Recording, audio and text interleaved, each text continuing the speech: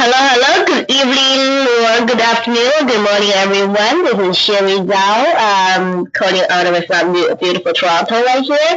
I'm here for a little short vacation and visit, and it's been a very enjoyable 3 weeks right now. But of course, every fourth Monday of the month is our tax strategy training, and I really wish everyone can, be like when you are on this call. I wish you can bring. Make sure that you grab a pen and have grab a paper and write down what this our special guest had to share with us. This gentleman that I personally get to know, for the past like a half year or so, and get to know this gentleman, and I was very fortunate because this gentleman saved me thousands of dollars. I wish I got to know him like way back like 8 years ago when I first got started in the business. But it's never too late. I'm very grateful because he put $1,000 back to my pocket. I know he can help you to do the same. And as you can see, his name is actually in the on the screen right here. He's Robert Watterson, and he's the president of his Watterson Financial Solution Inc. And he has been in the business in the financial industry for over 30 plus years. And he's a very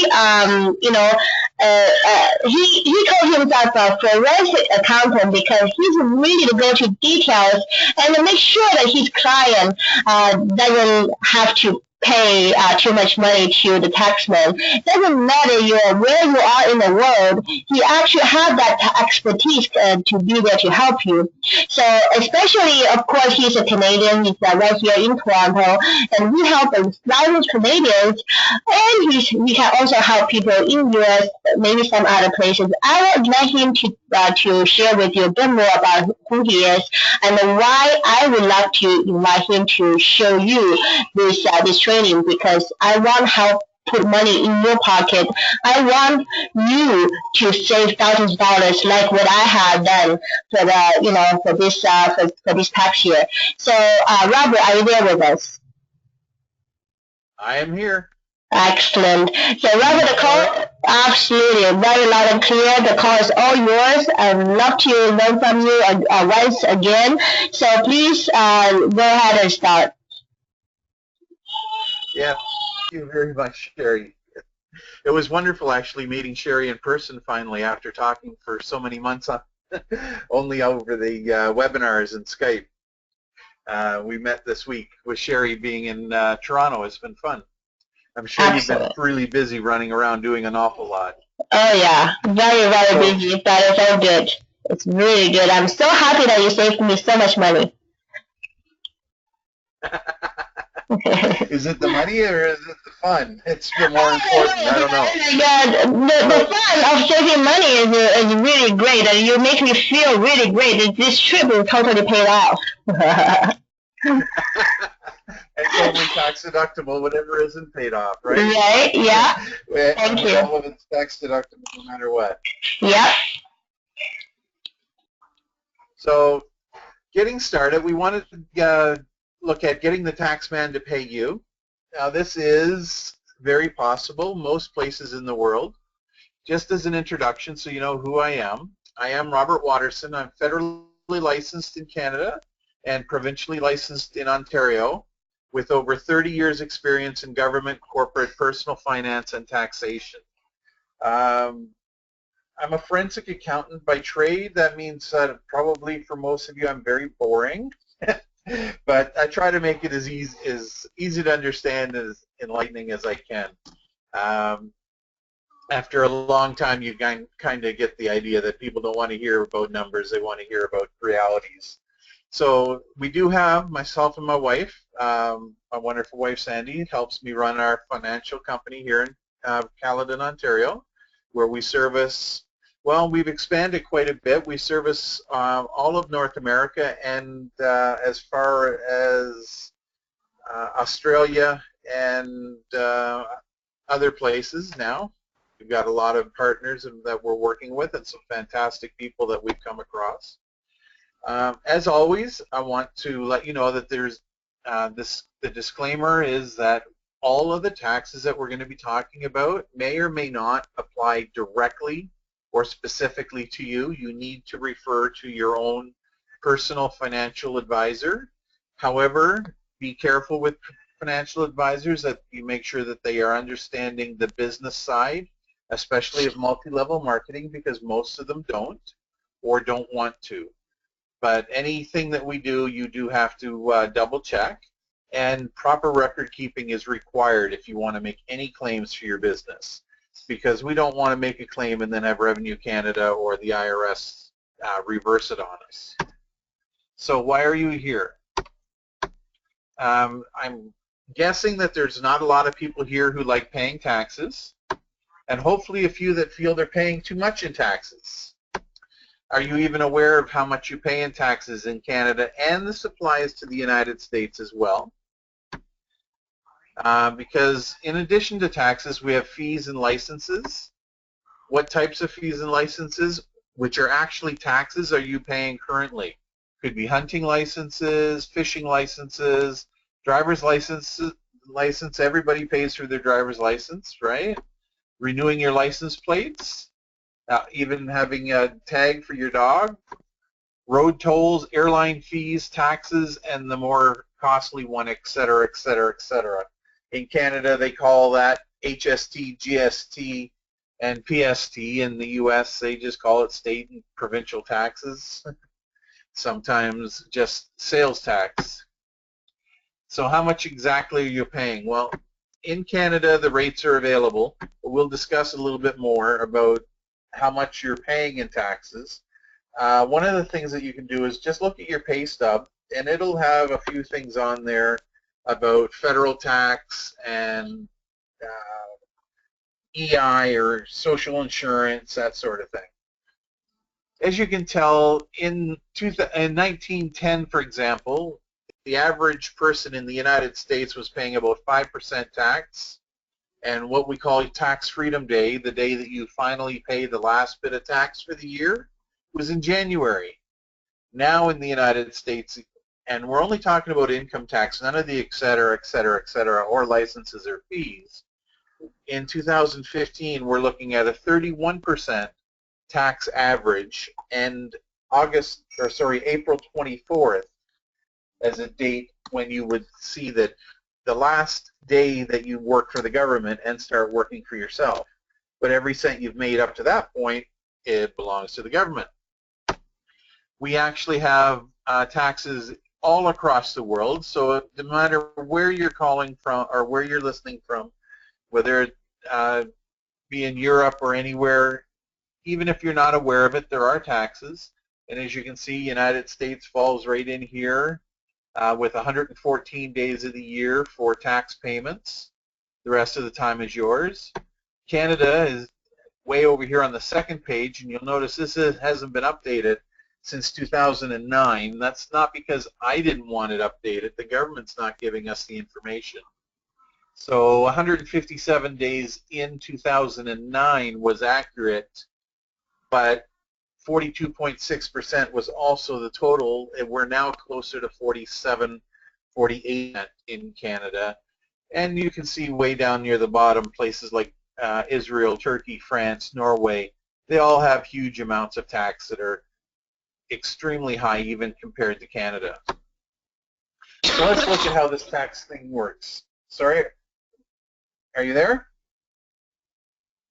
So let's look at how the tax thing works. If we use the Fraser Institute tax calculator, now this is for Canada, but it applies very similar to the US.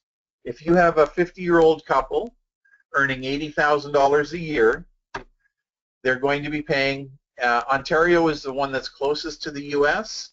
So in Ontario, $80,000, you're going to pay $34,167 in income tax. Same would apply in most states.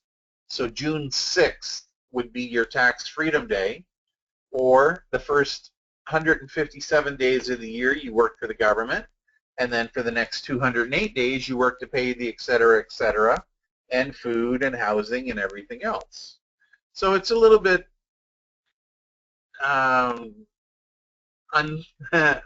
fun to hear about that. Very depressing, I guess, is the best way to put it.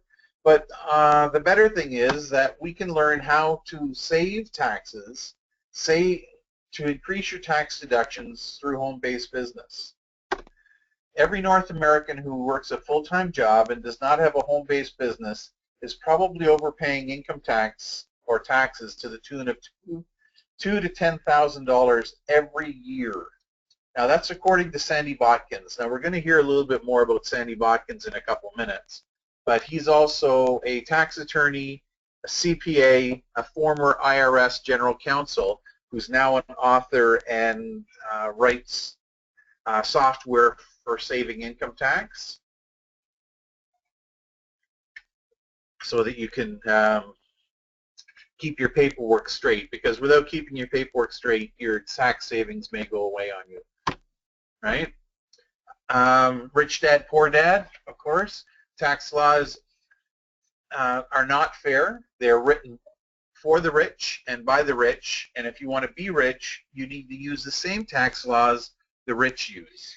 Now, most of us are afraid to use the same tax laws the rich use because we've understood from very young age that tax laws for the rich were written for them, not us, that we're supposed to pay tax and that we'll never be rich. We're not allowed to. And that is absolutely untrue. You can all use the same rules. It doesn't matter how much money you have. So what types of expenses? What are the rules about what you can deduct? Now, depending upon where you are, the rules are fairly much the same. They're straightforward. If it's a business expense, you can claim it for business expense. The harder part is understanding what is business expense, right? So you can, if you're in the CRA website, there's a small book there. It's about 34,000 pages that you can look up. Or we can talk to Sandy Botkins again. Now you'll notice in the middle of the page here, Sandy Botkins gets extremely specific. He says you would have to be brain dead not to start a home-based business, plain and simple. The reason for that is that you can save $2,000 to $10,000 every single tax year in income tax. Now, those are taxes that are currently being paid into the government year after year after year by many, many, many taxpayers that don't need to. The reason for that is that we're able, if you have a home-based business, to deduct your internet connection, cell phone connection, computer, business startup costs, advertising costs, trips that involve your business.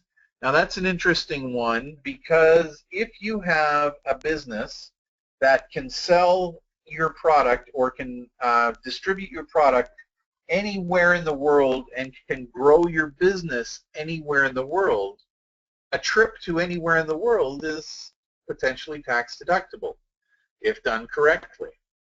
That means that you actually do a little bit of business while you're on your trip.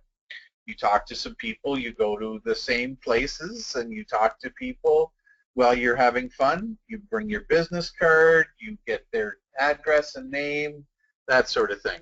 But you have fun anyway. And that's what we call a paycation. And Sean Haynes, who I think is listening in tonight, can tell you all about paycations. He just got back from 24 days worth of tax deductible beach, carnival, and yachting time in the Barbados. Also, you can write off a percentage of your rent and/or mortgage. Now, when we look at that, it doesn't seem like a lot, but that's huge when you stop to think about it. If you rent, we can write off a portion of your rent and any household expenses that you have related to the property, based on how much space you use for business and how much space you have for yourself. So we take the total amount of space and then we divide it by the amount of square footage used for business. It becomes even more interesting when you own a home, because if you own your own home, you may want to write down property tax, mortgage insurance, mortgage interest, property insurance, repairs and maintenance, utilities. Now, when we talk about repairs and maintenance, if your front yard needs to be fixed up, part of it can be deducted. If you have to replace your your driveway, your deck out back, whatever, you have to do some painting, some fixing up inside the house, all these can be partially deducted when kept track of appropriately. So we have a quick sheet here that just gives you an idea. Now, I know this is recorded, and you can contact me if you wish to get one of these sheets. It has some information on it. Now, you'll notice the tax rates are just a little bit out of date. I am updating it. I will change this one and bring in a new one because I've updated it for 2015. Our tax rates are closer to 48% as the highest now, not 42%. But I do have one of these forms completed so that you can see easily how it would work. So what we look at here is a cell phone for $120 a month would give you a deduction of about $1,440 a year. Internet connection, $100 a month, $1,200 a year. Car and transit we'll talk about down below a little bit. Meals and entertainment. Now, meals and entertainment can only be deducted at 50%. So this is $500 a month expense divided by times 50% gives us $250 or $3,000 a month. A year. Now here we have office expense below that. Now when you take into consideration that every single thing you see in your office, your home-based office, if you have a desk, a computer, a printer, carpeting, a chair, everything is tax deductible to a portion, or most everything is tax deductible at 100%, if not at a smaller amount. If you use it, the space is dedicated only for office, it's 100%. Everything from the front or from the main door 180 degrees around in front of you, everything you see can be tax written off 100% if the room is dedicated to business. So $100 a month is fairly low. I don't think you can get too many laptops even for $1,200 a year nowadays. But in this case, because this is an actual case, we stay with the numbers. So we calculate the office expense at $1,200. Travel expense, this gentleman only took one trip, and that trip, I believe, was to Vegas to rub shoulders with six-figure earners in the multi-level marketing industry and direct selling industry so that he could feel how it is to be a six-figure earner. And that trip cost him $1,856, so it is tax deductible. Completely tax deductible because it is 100% for business. Now, to this point, I think you'd agree that most of the expenses that we've talked about, you're already spending. You're already spending that much money anyway. So those are deductions that you can't deduct now that you already spent. Just have a very small amount for promotion, $170 a month, and starting up a business at $3,500 for the year. So they're both pretty low. Now the next big expense that you do have that you're paying anyway would be rent and or mortgage and property tax and everything. This young man was living at home at the time that we did his tax return, so we didn't claim any rent or anything like that. Could you imagine if you could put in 20 or 22 or 23% of your total mortgage expense, your total property tax, everything else? This number can get significantly impressive and give you a very nice write-off. At this point, we're looking at, on this case, $14,000 so far, and realistically, most of it is money you would have spent anyhow. Now, the next part is a vehicle or transportation. Now, if you don't have a vehicle, any type of transit that you use can be written off. In the event that you do have a vehicle, we can use insurance, in this case $410 a month, fuel at $400 a month, maintenance at $100 a month, and lease or financing at $500 a month. So these are his actual figures, giving us a total of $16,920 for the year. Now, a lot of times people will ask me whether it's better to lease or finance. Well, it comes out pretty well even either way. It depends on which is the best deal that you can get. Whatever deal gives you the best for your pocketbook, work with it. And keep track of your mileage. Because in this case, we're claiming a flat 50%, because half the time this gentleman drives to work and half the time he's driving around for business. But I do recommend keeping a mileage log of all of your actual trips. And it's not as hard as it sounds. It's pretty easy to keep a log. Just get a calendar, a pocket-sized calendar that you can have that has every day of the week in it, or every day of the year, I should say. And when you go out on you're driving somewhere to go on a business trip, you just note down where you're going, set your trip tick to 0, go on your drive. When you're finished with all your business, you come home. When you arrive home, you look at the trip tick and write down the number. It's that simple. There's no math involved at all. It makes it very easy to keep track of your mileage. So if we take that $16,920 and divide it right in half at 50%, we'd be $8,460, as you see. We add that to the other expenses that he has annually up above, and we come up with a tax deduction of $22,690. Now you'll notice I look more for tax deductions than anything else, because tax credits are a totally different issue. But in this case, the gentleman works in construction. He's earning about $60,000 a year, paying about 31% income tax because we've reduced his income by that $22,000. So we brought him down to a nice tax bracket. So we would normally see a return on his expenses of $7,034. Believe it or not, on March 25th, 2015, he had a very interesting morning when he woke up. 7:04 a.m. noticed that his bank account had a deposit put into it of $7,032.74. A very good day for our friend, and he enjoyed it very much. That's why he took the screenshot for us. So it just goes to show you exactly what we're talking about and how it applies. So now that we know what type of expenses we can claim, how can we track them? Well, the easiest way to track them, I'll always tell everybody, is keep everything.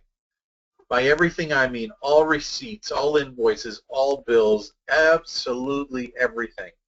The biggest one that people forget is anything that you pay on the internet.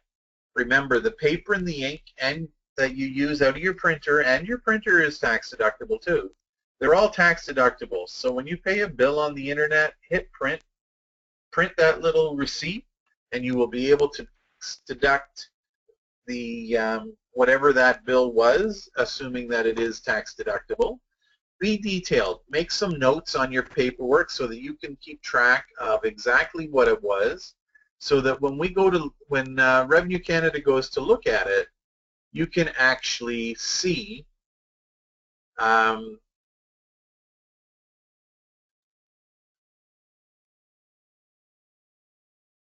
sorry, I don't know why that's something happened there. You can actually see what the reason for the expense was. So make notes, write down what it was, who it was for, when it happened, what you were doing, that sort of thing. There are online tools that you can get to use for the same. You can also use simple spreadsheets to keep track of everything. You can use iPhone or Android apps on your telephone. Car mileage logbook, like I was talking about, you can pick up at Staples or any office supply store. A 12-month folio is one of the easiest ways to do it as well. Because you want to keep your receipts and have them handy, you can drop each receipt into the month in which it applies. So you can have a 12-month folio that has a January through December, and each month just drop all your receipts in there. I recommend at some point in time during the year You go back and total them up so that you're not left totaling the entire year at one time or left with the year untotaled, because we can only use one number, and that one number has to come from your information. And there's only two ways we can come up with that number. Either you add it up or you pay somebody to add it up. So again, write down what the expense is. So write right on the receipt what it is. If it was a meal or anything, who was there? Take a photograph of the receipt if you have to with your cell phone, just a quick pic. And most of the time pics can be attached to software if you're keeping using software. And I do recommend there is some very low-cost software that you can use that will keep track of everything in the cloud for you. Keeps everything neat, tidy. You can store your receipts in there by taking a quick pic of them, and they store in the cloud, and you can get at them anytime. So if you do keep track of things on your computer and your computer breaks down, you don't lose all your information. So if it was a meal, who was there? Or if it was a meeting, who was there? Because we have actually won audits based on the fact that we had records of who attended meetings and showing that people were at this meeting to learn how to make money in this industry and in this business, proving that they were in the business to make money, and that there were other people who attended the same meeting who were making significant amounts of money. And if you can't have a tax deduction for attending the meeting, then they can't actually charge income tax to the people who are making money who also are attending the meeting. Also, rewrite the date and the amount if you're going to keep the receipt itself. It will fade very quickly, and Revenue Canada tends to, and so does the IRS, they tend to ask to look at receipts that are 4 and 5 years old. And if your receipt is 4 or 5 years old and it is off of a thermal printer and you didn't rewrite the date and the amount and what it was for, it's probably blank and totally useless. Not only that, you're not going to be able to tell your accountant what it was for. The purpose of the meeting, and the meeting can be for anything at all: introduction, tour, presentation, training, launchpad, next 30 days, product compensation plan, phase 5 training, tax training, you name it, anything at all. And the most joining and launching, of course, and the most missed expense, but small expense as long as you do it, is follow-up. Now, it's very inexpensive. Follow-up means that you maybe buy a coffee or make a telephone call or send an email or a text. But if you don't do the follow-up, you don't have a business to follow up for. So the expenses become useless because you're not going to have a business at all. So you can look at rgwt.com training business on the left-hand side. This is Renee's website. He has some tracking sheets there for you to show you how to, some examples of how to track business expenses. And when it comes to business and running your business, what else do you need? Well, you need to know, I know we've gone through things fairly quickly tonight. It's very difficult on a one-time listening to get it all down pat, but I think that's partly why Sherry records these. As well, we do live seminars, but remember, we're talking mainly about sole proprietorships, and that you need to complete a T2125 Statement of Business Activities in Canada, or a Schedule C to the T1040 in the US, in order to claim the business expenses. Now, these forms are very complex and must be completed fully and completely to be accepted by the agencies. You must total your expenses, and you need to have a good retirement plan. Without a good retirement plan, you're going to be working a very long time, and it doesn't matter today what business you're in, you need to plan for retirement. What else do you need? Well, you need some good advice. You really need to make sure that you are following advice of a good tax preparer who has business specialty or has a business background or is a business consultant with a tax background. As long as they know both business and tax, they can help you.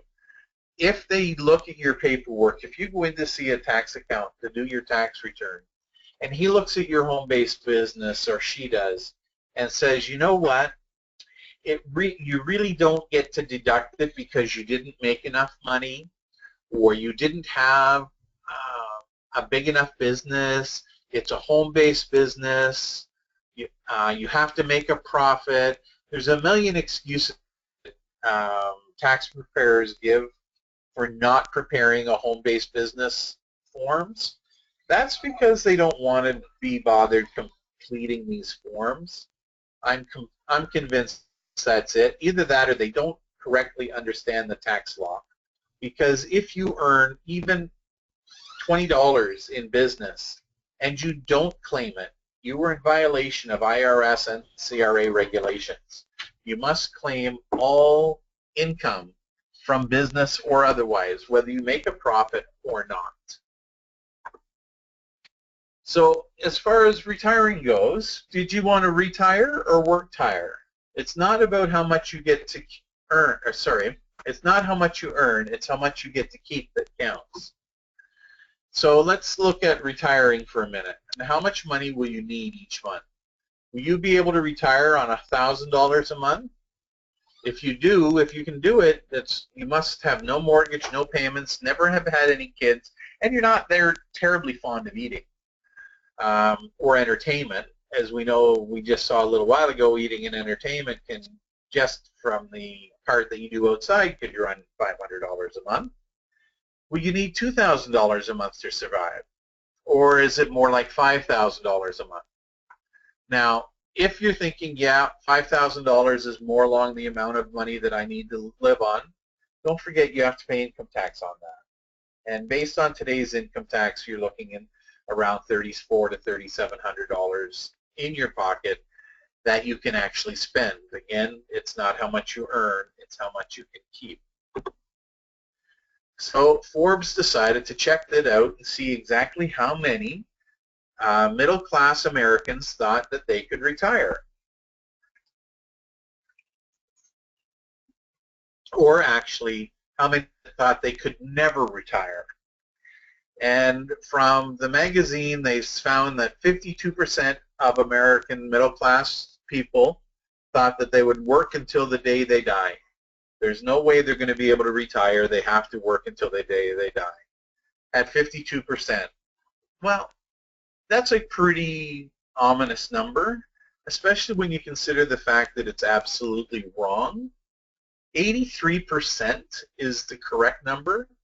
83% of Americans will be dead or dead broke when they expected to retire. Less than 17% will be able to retire. Less than 5% of them will retire the way they thought they would retire. And of course, 1% are the 1% who do whatever they want, whenever they want, because they can afford to.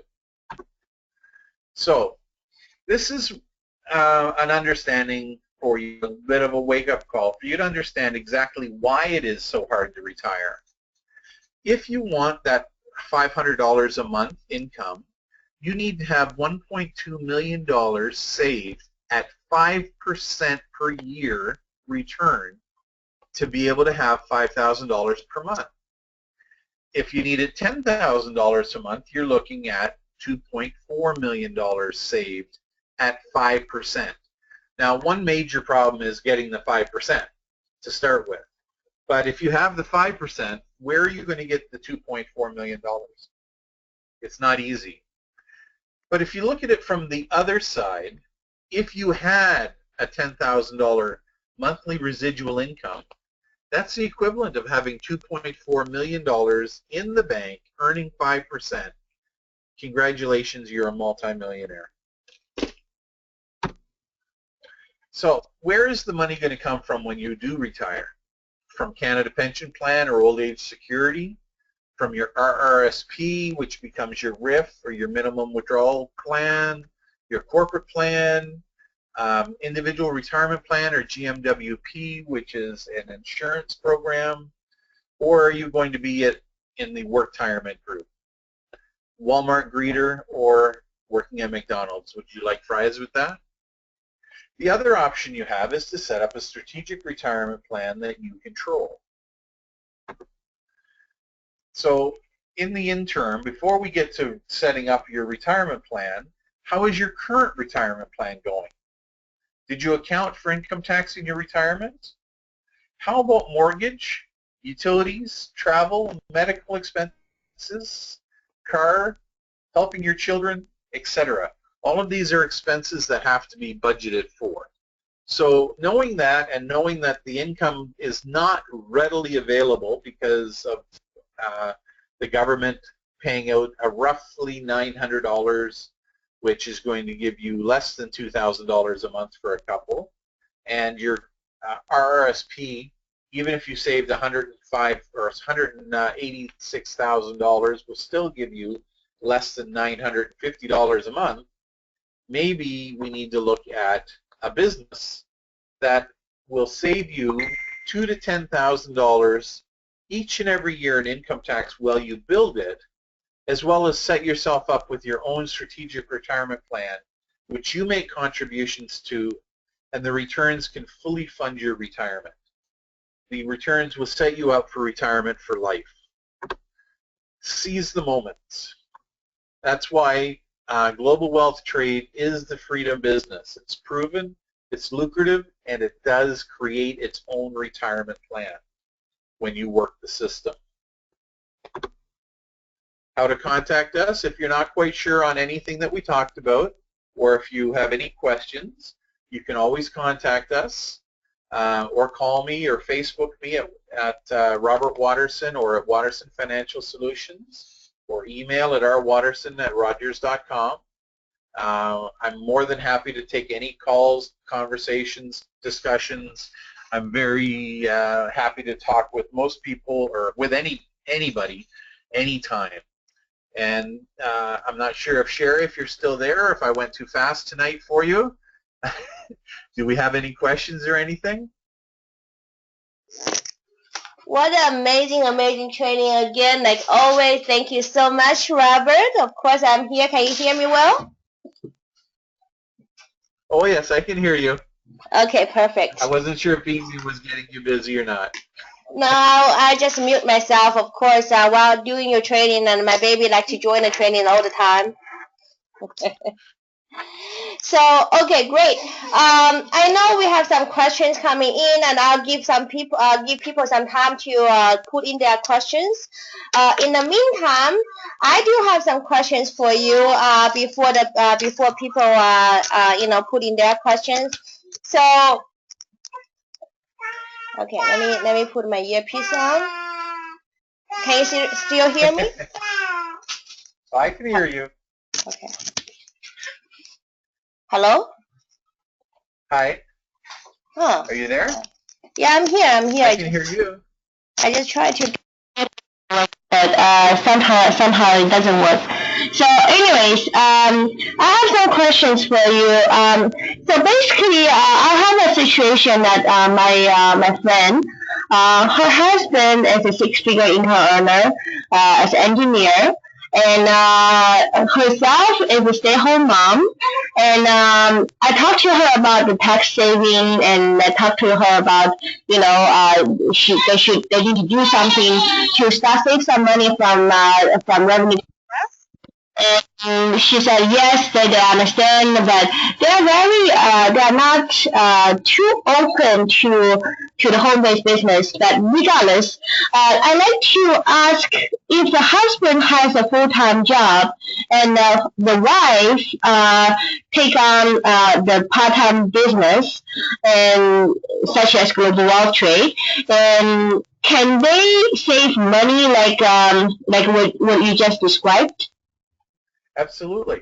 To save income tax or to get a refund, you need to be working or having a T4 job to get the refund back. Right. So what we do is we claim it on the higher income earner Mm-hmm. because it is a family business. The business will be around for many, many years to come. So when the higher income earner retires, they're still going to be earning money from it. And it does set up a retirement plan, so it makes sense. Also, most of the starting up of the business is going to come from the higher income earner anyway. So we would definitely claim it on the higher income earner's income tax return. And that Mm-hmm. way they could get a refund of up to $10,000. Wow. So Especially if they're a high income earner.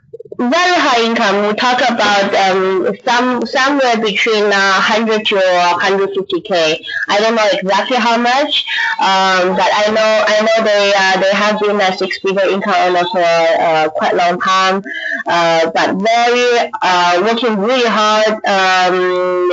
And I think half of the money pays to the Canadian government because they don't have a home-based business. So Right. I was asking, so if the wife is the one who's taking on the business opportunity and start to work with me, but they can still claim the expenses as a family, correct? Absolutely.